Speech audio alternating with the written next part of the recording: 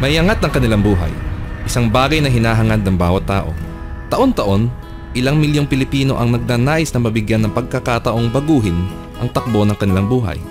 Kadalasan, ang pakikipagsapalaran sa ibang bansa ang nagiging paraan ng ating mga kababayan para sa mas magandang trabaho at kita.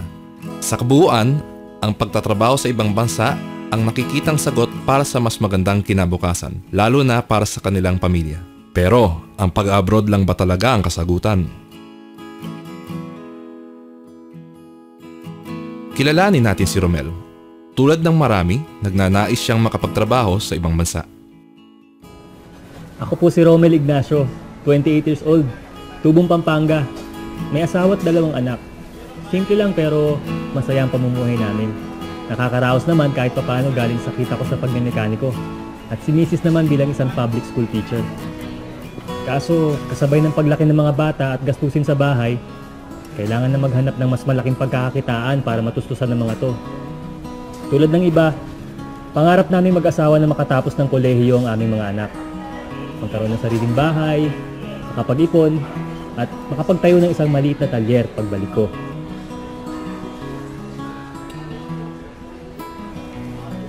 Minsan, napag-usapan namin mag-asawa bakit hindi ko daw subukan magtrabaho sa ibang bansa. Narinig ko nga may trabaho sa Amerika, sa Canada, Europe, tsaka Middle East. Sana lang may trabaho para sa katulad kong mekaniko. Alam nyo, 7 taon na rin naman ako mekaniko eh. Marami na rin ako naging experience at natutunan sa paggawa ng iba't ibang klase ng sasakyan. Kaso, naisip ko rin kung mag-a-abroad ako. Kikita nga ako ng malaki. Pero mawawalay naman ako sa asawa at mga anak ko. Walang tatay yung ama habang wala ako eh. Hirap isipin na hindi ko sila makakasama sa mahabang panahon. Bukod sa malayo ako sa pamilya ko, naisip ko rin na kailangan ko pala makisama at makitungo sa ibang lahi. May napanood nga ako sa TV na kapag nasa ibang bansa ka pala, may mga bagay na hindi pwede basta lang gawin dahil hindi ayon sa kalakaran nila. Iba ang klima, relihiyon, kultura, salita, pati pagkain iba. Tsaka, paano kung hindi ako magustuhan ng employer ko? Paano kung magkaroon ng problema o trahedya habang nandun ako?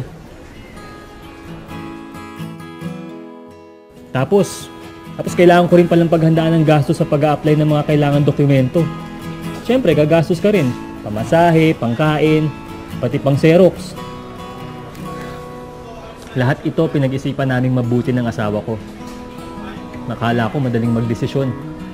Pero maraming bagay pala na dapat isaalang-alang. Una, paglayo sa pamilya, ibang kultura, klima, paunang gastos para makaalis. Sabi ko sa asawa ko, oo, alam ko mahirap sa umpisa. Pero para sa pamilya, titiisin at kakayanin ko ang hirap at sakripisyo.